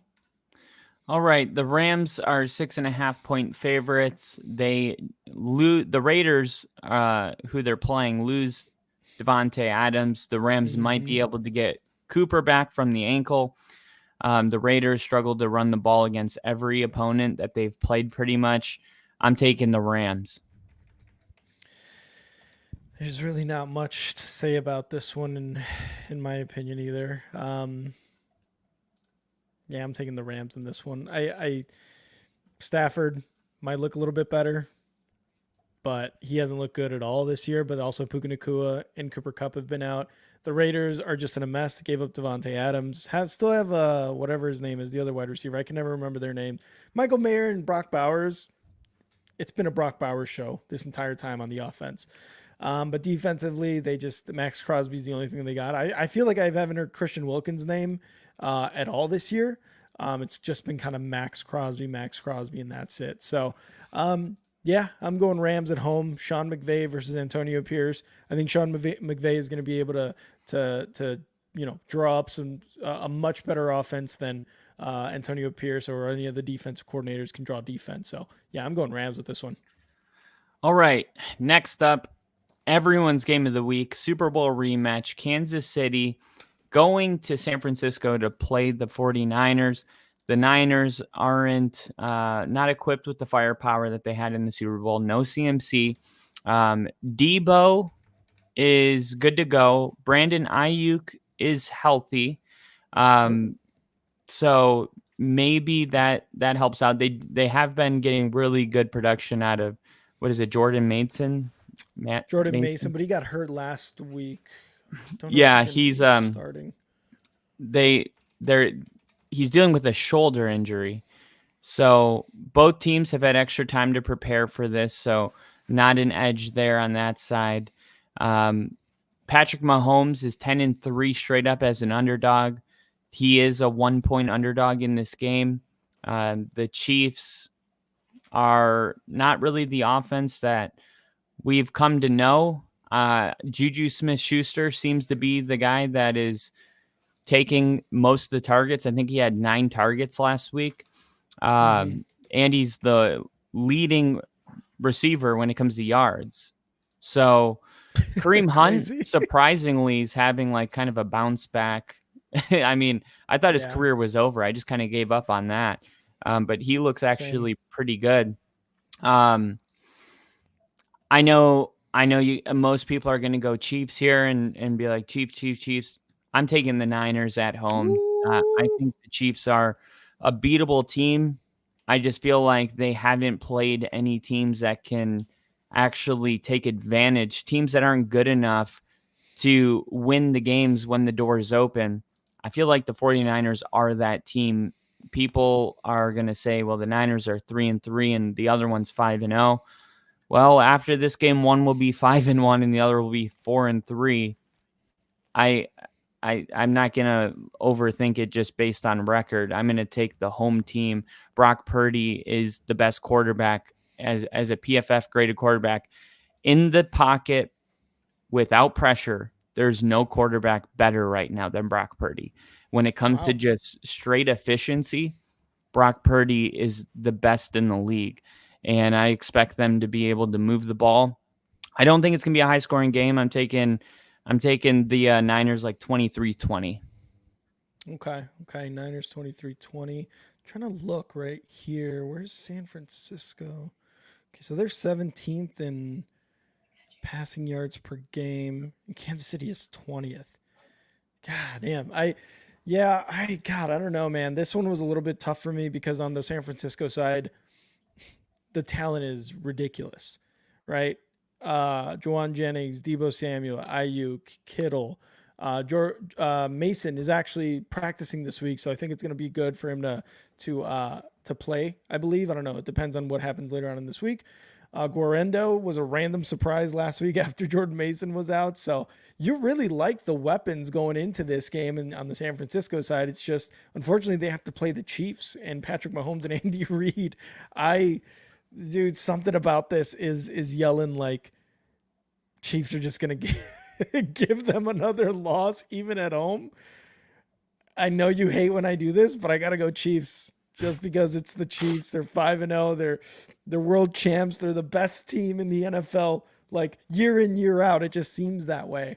And if the 49ers win, I think they do it through the pass game. Honestly, I think they do it through the pass game. I'm getting rid of L'Jarius Sneed was a big mistake, but obviously you can't pay everybody. And that was just one of the hits he had to take. So I'm taking the Chiefs, but this is going to be a very, very close game in my opinion. So I'm taking the Chiefs though. All right. Another disagreement. So we have like two agreements somewhere around there. The New York. Okay. The New York Jets at Pittsburgh. The Jets acquired Davante Adams. A lot of people, I think, are sleeping on this pick. Davante Adams, we saw what he looked like with Derek Carr, a top 10 fantasy receiver.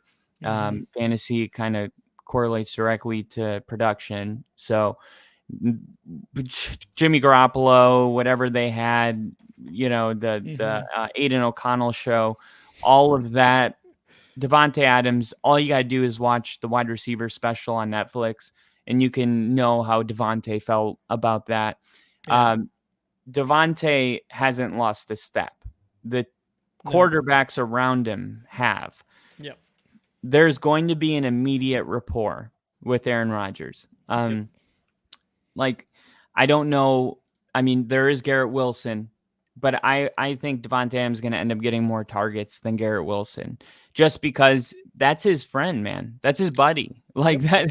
Yep. Like that they have history together. They were in Green Bay together. Aaron Rodgers won MVPs with him being his receiver. And that's going to make an immediate impact in this team. Now, he can't help with the blocking or kicking issues, which is the two problems that cost them their last win. But maybe their passing attack now can get them more points, so they're not relying so heavily on their kicker. Garrett Wilson and Davante Adams, to have two receivers like that on the same field, that's a problem now for every defense because whoever you put your best corner on, the other guy's going to just probably get the most targets. And Lazard, strong rapport with Aaron Rodgers. Nobody has more touchdowns than Lazard this year. Crazy. And yeah, I heard that on ESPN today, and I was like, that's crazy. So, I mean, you got three receivers right there with a lot of rapport, and then you got Mike Williams coming off the bench, who is kind of in the doghouse right now after slipping and falling on that last play. The Steelers, they decided to turn to Russell Wilson at quarterback. Justin Fields was inconsistent. yeah, they're getting wins, but we pulled up the numbers and there's nothing about that said, oh, this guy's irreplaceable. You got to stick with him because you're winning.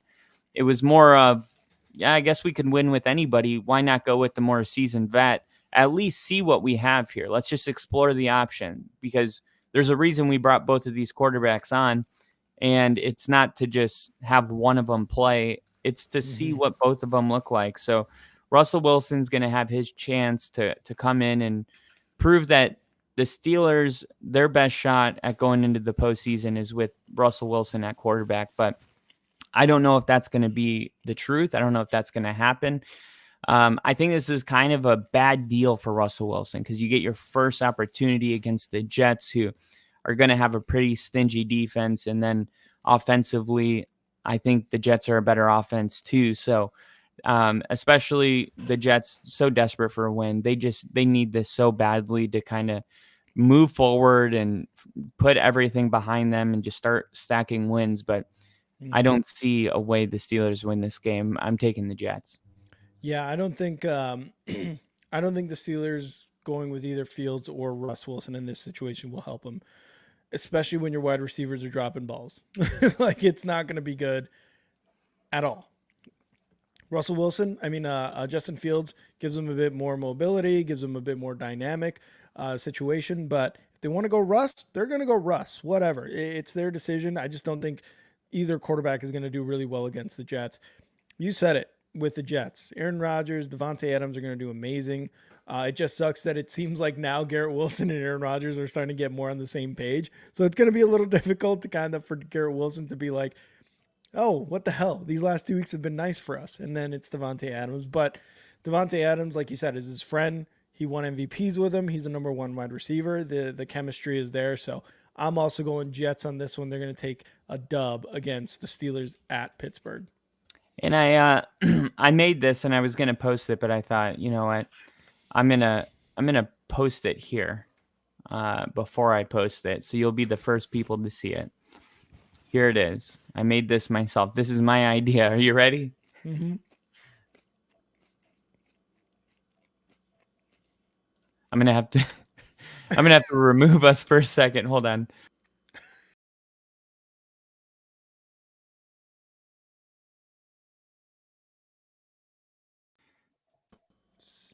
Eight, Do you know 17-5. 17-5-8. Do you know what it is?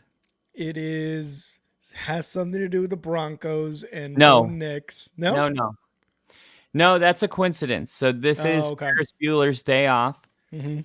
That's Ferris. This is girlfriend. And this is the third wheel for the whole movie. He's just his friend that's with him. Oh, this is Garrett Wilson now. Oh. This is Aaron Rodgers and Devontae Adams. So that trade changed everything for Garrett Wilson. That's good. Oh man, that's good. That is good. Okay, so we do have a doubleheader. Hold on, let me get the real background. I got it. Okay. Baltimore and Tampa. Mm-hmm. That is the game that we're going to be streaming. That is the first of two games that are going to be happening. Baltimore 3.5-point favorites. The offense looks unstoppable. The number one rushing attack in the league. Derrick Henry is unstoppable. I was just telling my trainer at the gym today, I was like, well, the thing about the Ravens is if anyone's going to beat them, they have to get out in front of them. If the Ravens get out in front of you, they're too good at running the football. They'll chew too much clock. Like if they go up 10 points or more, it's over. And we saw Tampa, they scored 51, but they also gave up 27 in the second quarter. If anything like that happens defensively against this Ravens team, it's over. You can't go down against the Ravens and come back. They're too good at running the ball. Now, Tampa is pretty good at running the ball too. They're 8th right now. They had 277 yards on the ground last week. Of course, that was the Saints who, looked terrible. This is going to be a much better opponent. But I look at Baltimore, and They don't have a great offensive line, right? Those concerns are still there. If Todd Bowles can dial up some blitzes and get some pressure on Lamar Jackson, and they can commit to stopping the run and make Lamar have to beat you throwing the ball, maybe there's a way that Tampa could do it. When you look at the passing defense, so this is a game Tampa invites, right? They have been very good all year, and for some reason, they're just not in the conversation with the Ravens, even though they have the same or a better record than the Ravens, right? They have the same record, but The Bucks. for some reason, it's like the Ravens are way up here, even though the Ravens started 0-2. Yeah. Tampa started winning. Mhm. They were 2-0. So anyway, passing yards per game. Okay. Tampa right now, 28th. So Wow. I don't love that. Mm-mm. I think the Ravens are the better team, but I'm gonna go Ravens.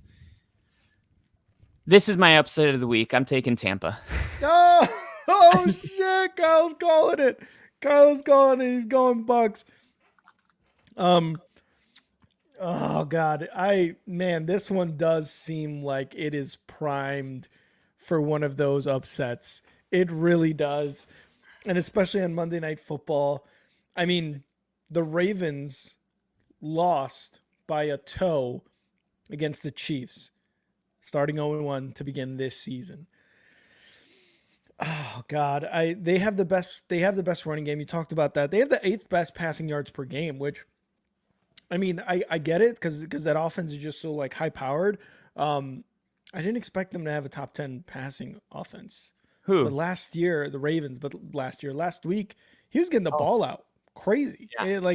It was Zay Flowers. It was this guy. It was Mark Andrews made an appearance finally.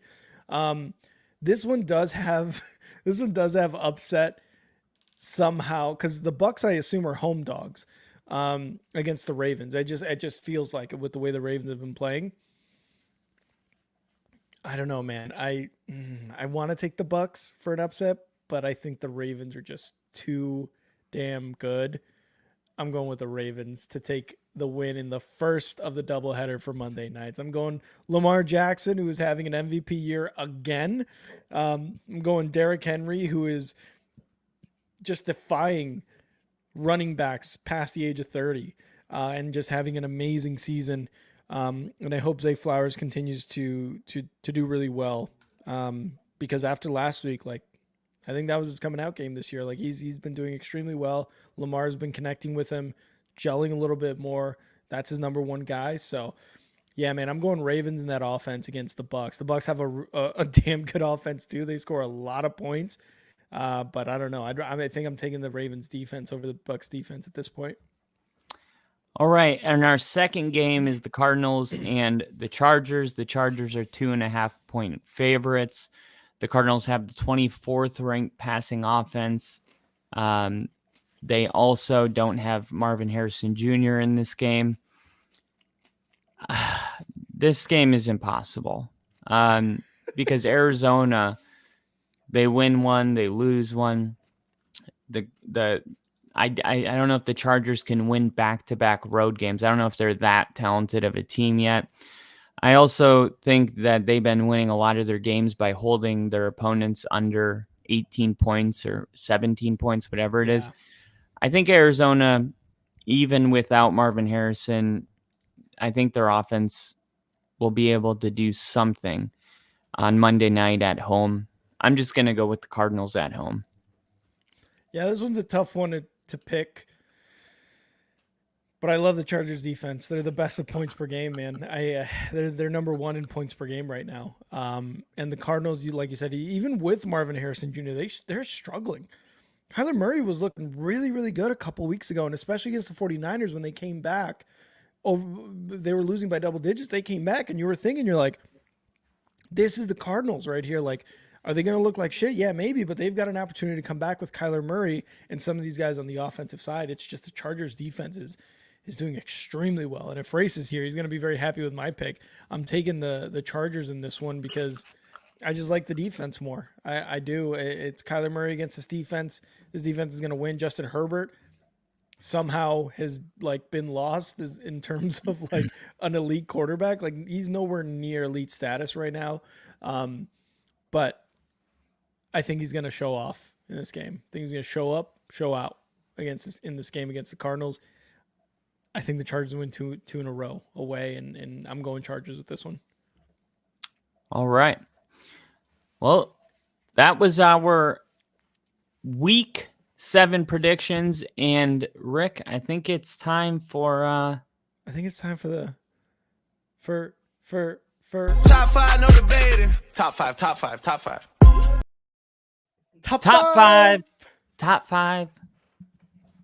Kyle, top 5. All right, so as always, we're going to give you our top 5 teams of the season. I'm looking at the ones they have on bloggingtheboys.com right now. I couldn't disagree with it more. Really excited to give you my top 5. Rick, do you want to start at number 5?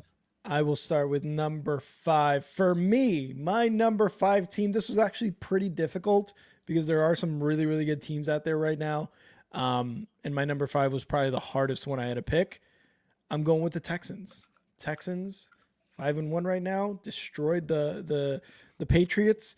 The Strouds, as people like to call them. I like everything about the Texans right now. They did start off weirdly on the offense. Not as crazy as they were last year. They took a little bit of a step back, but I'm liking where they're going now. They're starting to get some offense strung together. I'm going Texans at 5. Crazy. I have the Texans at 5. Hey, there we go. Yeah, I got the Texans at 5. Really good football team. Everything you said, we agree. Number 4 for me. They had a bye week. I'm going with the Chiefs. The Chiefs, you can't get out of the top 5 on your week off. They're still one of 2 undefeated teams. It's tough to get them out of the top 5 for me. I'm going Chiefs at 4. All right. At number 4, I'm going to go with the Vikings. The Vikings are an undefeated football team. They have to be in your top 5. I like everything O'Connell's doing offensively with Sam Darnold. They got weapons offensively. The defense is playing well. Definitely a top 5 team right now. I wouldn't put them any higher right now, though. I got them one higher. I got number 3, Vikings. I got them number 3.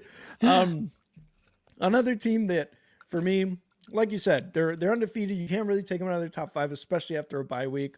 They're going to face their toughest test of the season, in my opinion, against the Lions. But again, I had them winning, and Vikings for me, number 3. All right. At number 3, I got the Green Bay Packers. The Green Bay Packers, it's so weird because week 1, Jordan Love goes down. The whole season felt lost for Green Bay. And then when he came back, people didn't know what they were going to get. And it's like, no, everything is all good for Green Bay. I mean, they got the weapons, the defense, the running game. I just don't see how this team doesn't make it to an NFC championship game this year.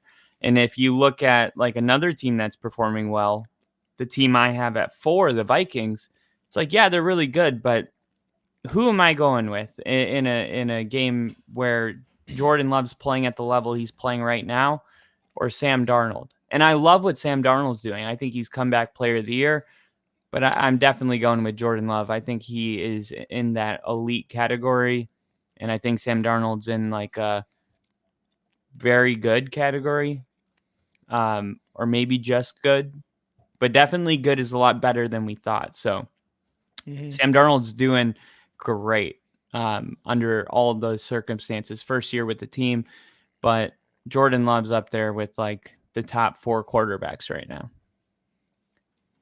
Think so? This year or just? Yeah, from now on. Okay. All right. My number 2 team, it's another NFC North team. I'm going with the Lions. They spanked that ass against Dallas on Jerry's birthday. Jerry had sad strippers after the game. I'm going with the Lions at number 2. They are dominating Hutchinson. The loss of Hutchinson is obviously going to hurt, but hey, that offense, that defense are still playing really, really well. Number 2, Lions for me. At number 2, I'm going Ravens. Best rushing attack in the league. I try to tell everybody when they were 0-2 that you shouldn't even look at that record because it was misleading. The Ravens haven't lost since those first 2 losses, and they look like maybe a Super Bowl team. And when you look at the AFC, they look like definitely the team that's going to represent the AFC right now, for sure. I think if you go to Super Bowl betting odds, I bet the Ravens have the best odds, and they're only going to get better as the team continues to gel. The offensive line continues to play together. All those new pieces on the O-line. I mean, it's only up from here. It's kind of scary. All right. I like it. My number 1, Baltimore Ravens. They're monsters. They're monsters. You said it yourself. They're going to be the ones representing the AFC probably in the Super Bowl. Not if the Chiefs have something to say about that, or not if the Texans have something to say about that. There's some good teams, but the Ravens right now are like running away with it. Like you said, don't pay attention to the record the first couple weeks because they have just they've made people forget about those first 2 weeks with the way they've been playing. I got Ravens number 1. Yeah, and the Ravens also have the league's best rushing defense, and it's probably because teams are always behind. Yeah, can't run the football. At number 1, I'm going to go with the 3rd best rushing defense, the Detroit Lions. Why? Because maybe their rushing defense is a little worse, but maybe their offensive line is way better. I mean, this is the best offensive line in the league. They're leading the NFL on first and second down success rate, meaning they're constantly in 3rd and 3, 3rd and 2. Sometimes they don't even get to 3rd down. Their offense is a machine. They can beat you in any type of game. Their defense can hold you to 23 points and they can win a 23-26 game. Or if we got to do a 41-38, we can do that too. The Lions really can do it all. And to me, like that's a Super Bowl as we stand right now. It's the Ravens and it's the Lions. Now it'll be interesting to see how the Hutchinson injury affects them moving forward, but I can't mark them down until I see them regress. They're not down until they're out, and they're not out. They're not out until they're down, like the Cowboys. All right. There's our top 5 on the ticker at the bottom. What's up? Bill was asking about the Cardinals running defense. I don't know if that was like for funsies, but they're 29th. They give up 153 rushing yards per game. Oof. So, yeah, you mix that with the Chargers rushing offense, and it's like, oh, God, what are we about to see? We're about to see Jim Harbaugh the last couple years in Michigan. That's what we're going to see, just running the ball. And everyone, that was... Top 5, no debating. Top 5, top 5, top 5. Kyle. Is it time for the motherfucking... For the motherfucking...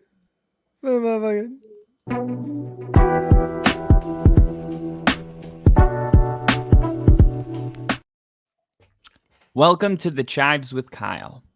Thank you. I am going to give you guys an article from the NFL. The NFL trade deadline is approaching. The NFL, I've said it before, they moved the date because it was on the same date as the election. They wanted all eyes to be on the NFL. I can't remember the last time 2 trades of the magnitude that happened yesterday have happened in October, especially mid-October. So here's some players. I'm going to give you 7 intriguing players who could be available for the trade deadline. You have Treylon Burks, who infamously was drafted to the Titans when A.J. Brown was shipped to the Eagles. They thought that was a good idea. That has been an absolute nightmare. the Titans may want to start rebuilding, and I think getting rid of Treylon Burks, because we're at that point of his contract where it's like nobody's gonna. I mean, they're not gonna give him a contract extension. He's got one more year left on his contract, and then you don't get anything for him because then he'll just hit free agency. I think the best bet for the Titans is to try to get like a 6th-round pick for him, which is a good deal for another team. I mean, yeah, he hasn't been playing good, but if you can get a 6th-round pick for somebody that was a 1st-round pick, then, I think it could be a win-win for both. Andre Cisco, the Jaguars safety, he's also a lot to say. What's that? He had a lot to say after that Bears loss too. Yeah. So maybe he will be dealt, especially, I mean, I don't know what direction Jacksonville finds themselves in right now or how they view it internally, but if they do want to start, recouping some draft capital, this would be a logical way for everyone to move forward. Next up, Deontay Johnson. Now, yeah, that's kind of an interesting one because they just traded for him from the Steelers, but they also thought that Bryce Young was going to work, and maybe they're looking at their record and they're like, we're just not competitive enough. There's no point in having new tires on a car that doesn't have an engine, So, and I mean, he wasn't having like a bunch of good. He's coming off. He had an 8-catch, 122-yard game in week 3, but hasn't really had anything close to that since. So, yeah, we'll keep an eye out for that. Cooper Kupp makes sense. Cooper Kupp. I mean, they draft Puka Nacua. I mean, he breaks all those records and has that kind of season. You always want to get rid of your players before they're not desirable. That's how you get max value out of them. So you got to try to project, hey, where is this guy? Where's the fall off? And then right before the fall off, trade him. I could see Kupp joining a team that could perhaps be the piece that takes him over the top. Especially a team that wants to win a Super Bowl. I think the Ravens would be a really great candidate to get somebody like Cooper Kupp, his leadership. Then you got Zay Flowers and Kupp, and now it's like, okay, there's no reason why this team shouldn't win the Super Bowl.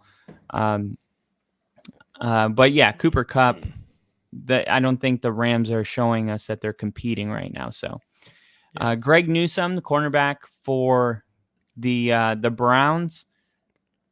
I mean, the Browns are in a full rebuild. They've 100%. Already dealt Amari Cooper.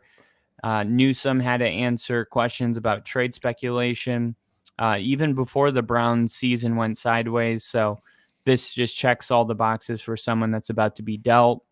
And then last, we got Emmanuel Ugba, the Dolphins outside linebacker. They are without Tua, suffering the concussion. So maybe he's going to be traded because, I mean, he just hasn't been very, very consistent in the NFL. He has collective 9.5 combined sacks, which is pretty good, but that's his whole entire career, it looks like. So, I mean, no, not good. I don't think he's going to be up there with sack leaders anytime soon. He's turning 31. So, like, I think all your it's like a Judon. What's that? It's like kind of Judon-ish. Yeah. So he's ranked 3rd right now among Dolphins players and pressures. So, oh wow. But 31 years old, like that's the trade deadline age. Like the players that you're wheeling and dealing. Mm-hmm. Those are the players, right? Yeah, because they're up for that next contract. And if teams don't see that contract happening and they don't want to let him walk, this is their chance to get something before they basically get nothing. Because if the season's already a wrap in your mind, like the Browns, it's like, well, why not try to at least get assets for next year instead of just having this player play meaningless football for the next 10 weeks on our team and then losing him. So it'll be interesting to see. You can kind of get a clear picture of where teams see themselves based on how teams react in this trade deadline period. If you're acquiring players, it's a sign that you feel like you're very close to the Super Bowl. If you're getting rid of star players, that's a sign that you are thinking more about next year than this year. Or even So, rebuild. Yeah, or a rebuild. So Yeah.